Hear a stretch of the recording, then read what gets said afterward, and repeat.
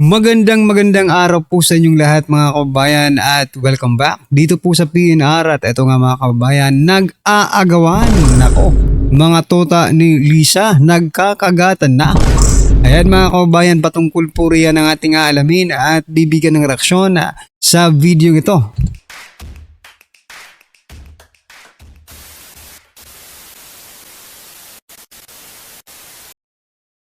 So yan mga kababayan, bago po natin i-play yung ating video, eto pag-usapan po muna natin itong si Trillanes, no? At itong si John Vic Remulla mga kababayan, no? Ito po kasing si Ogie Diaz mga kababayan, nako, sa dami-dami po ng, di ba? Sa dami-dami po ng tao, no? Si Trillanes pa talaga ang hinahangaan. Sabi po dito ni Ogie Diaz, ewan ko lang kung eto marami pong follower ito sa social media si Ogie Diaz, pero ewan ko lang kung yung mga followers niya ay naniniwala sa kanya, sa kanyang statement na ito. Sabi po kasi dito, Ogie nagpatunay na may naniniwala pala kay Antonio Trillanes. Siya ang naniniwala. Oo naman, sabi niya naniniwala ako kay Trillanes. Mas credible kisa kay Belica. Aba? Walang posisyon si Antonio Sunny Trillanes IV. Pero, ang powerful, ang dami pang nagagawa. Ano bang ginagawa ni Trillanes? Diba? Puro nga lang si BP Sara ang inaasikaso nitong hinayupak na ito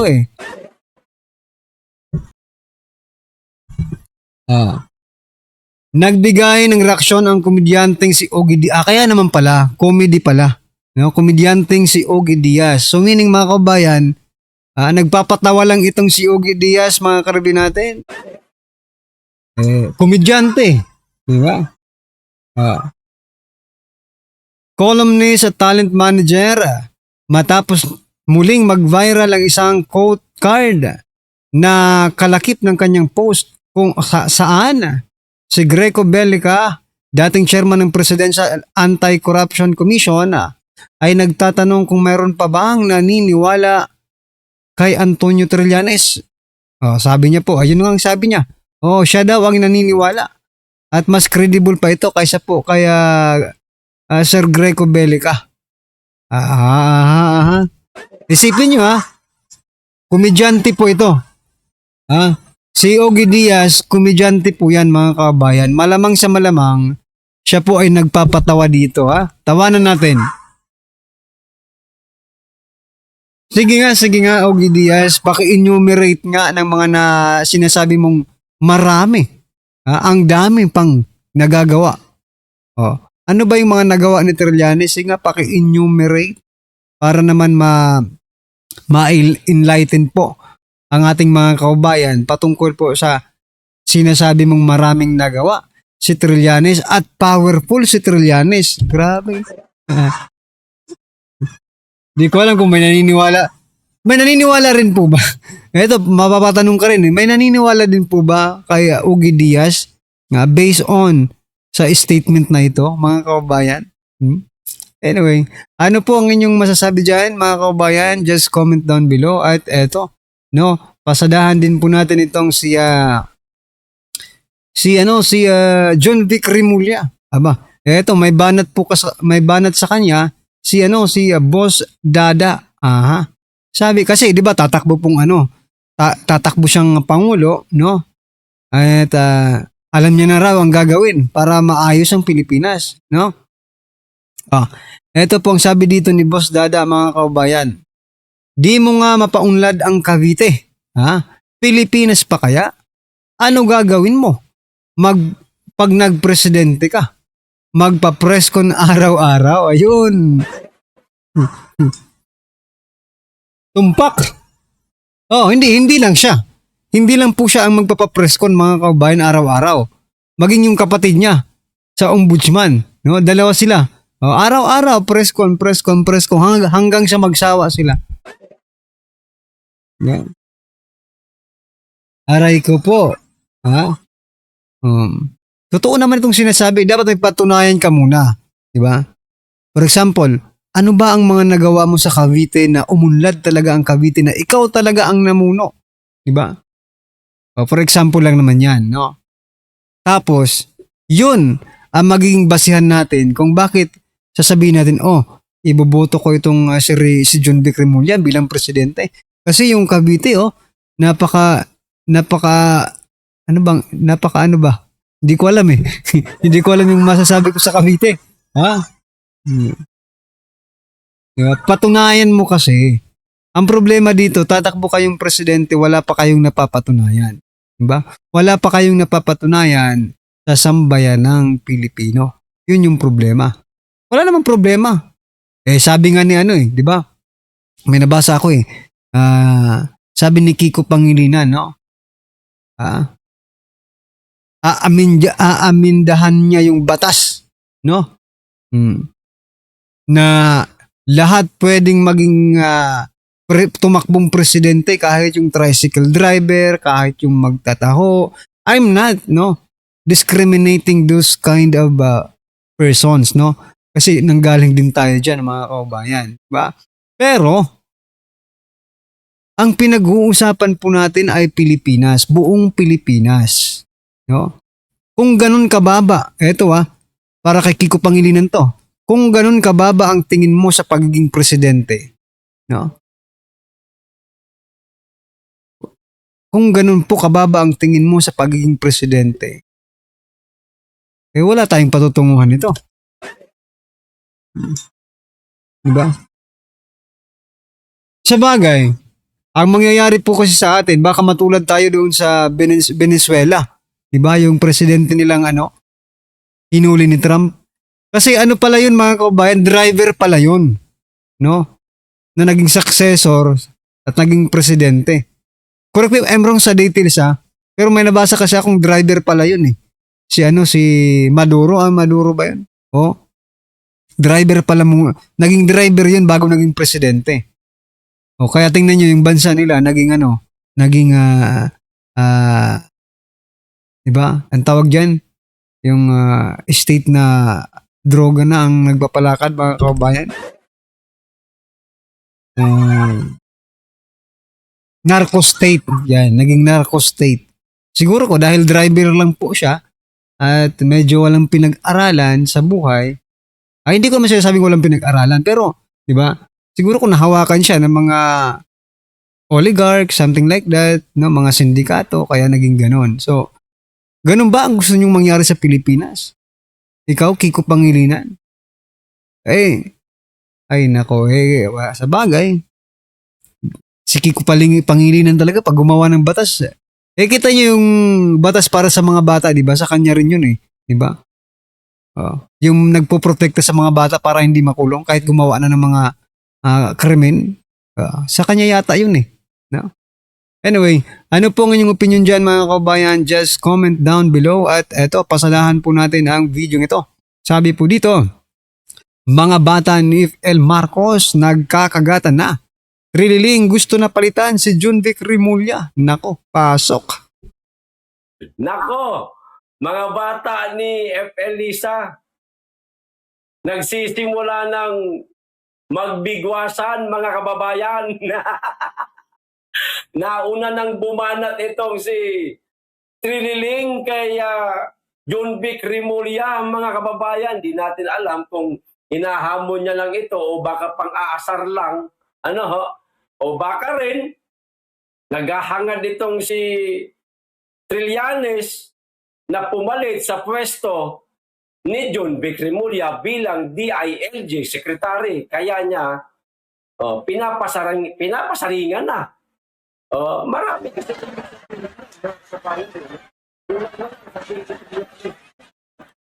ba't di na lang ako ilagay nyo dyan sa DILG?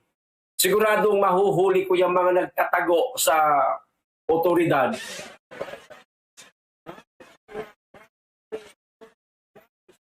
Yan, kay John Vic Remulla. Nako, John Vic, hindi ka masasagot dito sa banat ni Trillanes. Duwag ka pag hindi mo sinagot. Si Trililing lang, aatrasan mo. Sagutin mo to. John Vic Rimulya, naghihintay kami. Tulad ng ginagawa mo kay General Torre, di ba binabanatan mo si General Torre? Nagkasagutan kayo noong nakaraang taon. O ito, paano yan? Inunahan ka na. Naku po. Kahiya-hiya yan sa'yo, John Vic Rimulya. Kalihim ka pa man din ng DILG tapos babanatan ka ng isang sundalong kanin na parang nauulol na. Oh.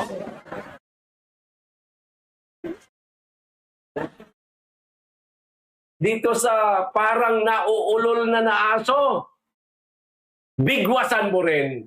O ito yung sinabi ni Trililing, mga kababayan.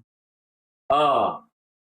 Kung bawas-bawasan siguro ni Secretary John Vic Rimulya ang kanyang pagpe-presscon lang yung sinabi dito ni Trillanes. Siguro, nasa isip ni Trillanes, yung pagyayabang ni Rimulya John Vic. Kumbaga mga kababayan, no?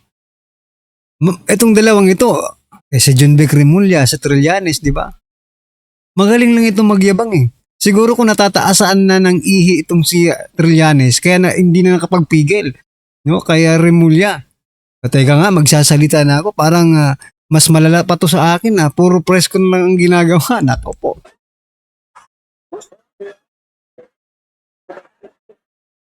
Trillanes, mga kababayan, pagpipress ko lang yung sinabi niya para hindi masyadong patal ba. Oh, mas matututukan niya ang paghahanap kesa kasi ang dami nang nawawala. Oh, si Bantag, si Leonardo, si Bato de la Rosa, tapos si Atong Ang.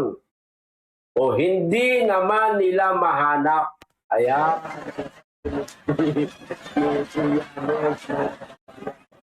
Rimulya, bawas-bawasan mo na yung pagpapapreskon mo at saka yung kaangasan mo.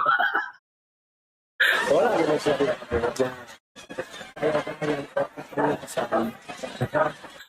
Nitong si John Vic Rimulya, si Antonio Trillanes, walang sinabing ganun.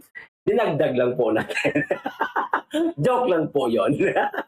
Pero, maraming nagsasabi na mayabang daw talaga itong si John Vic Rimulya, mga kababayan. Secretary John Vic Rimulya, nagpapasaring na sa'yo, binibigwasan ka ni Antonio Trillanes. Paano yan? Hinahamon yung kakayahan nyo po, sir. Kasi puro ka daw press con eh. Bawas-bawasan mo daw.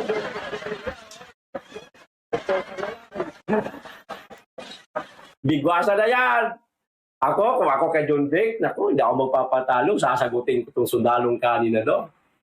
Bawas-bawasan mo daw yung pagpe-presscon mo, John Vic, na parang may halong kayabangan, puro lang yabang, wala namang daw nahuhuli. Kulang na lang.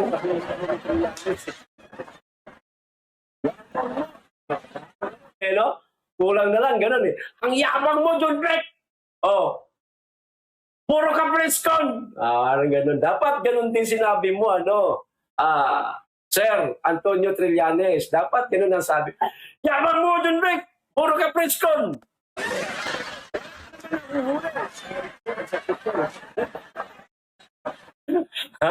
Naku, nagsisimula ng magbigwasan itong mga bata ni Lisa at ni Ngagba, mga kababayan. Baka baka dumiretso ho ito sa away. No? Tulad ni Torre at saka ni John Vic Rimulya. Hanggang ngayon, hindi mga kababayan. Kita nyo si Torre ngayon. Kaawa-awa na kalagayan. Kung saan-saan na lang nilalagay. Pero under pa rin siya ni John Vic Rimulya, mga kababayan. Biglang pinanggalan mo.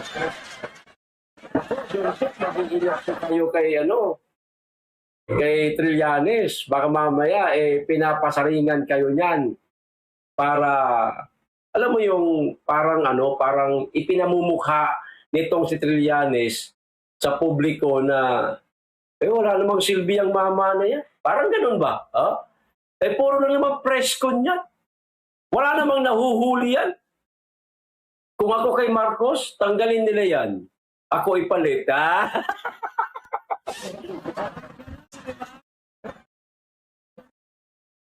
Pwede, mga kababayan. Mga kababayan, hindi kaya naiinggit tong mamang ito sa posisyon ni John Vic Rimulya na napakaganda talaga ng posisyon ngayon ni John Vic, mga kababayan. Mantakin mo, napakarami niyang under na mga ahensya. Di po ba? Makapangyarihan din siya ngayon Na samantalang itong si Antonio Trillanes, hindi po ito mapapansin kung hindi pag-uusapan ang mga Duterte. Wala nang ibang ginawa sa buhay kundi tirahin ang mga Duterte, lalo na si dating Pangulong Duterte. Doon na naman pumutok yung pangalan ng mamang ito. Totoo, mga kababayan, di ba? Si Trillanes lumalabas na ito, napansin nyo ba ito? Si Trillanes lumalabas ng pag gusto niyang siraan si Vice President Sara Duterte, si former President Duterte, pag gusto niyang kasuhan, Wala kasing pumipigil sa taong ito, kaya pag gusto niyang magkaso, kaso talaga, Pero wala naman na po. Biruin mo, simula ng pag-upo ni former President Duterte, kinakasuhan niya na yun hanggang ngayon. Napunta na sa anak yung pagkakaso niya. May napatunayan ba si Trillanes? Wala naman. Diba? Anyway, ano po ang inyong opinion, reaksyon patungkol po sa video nito mga kababayan? Just comment down below. Ayan, maraming salamat po. Please don't forget to like the video. Maraming salamat po.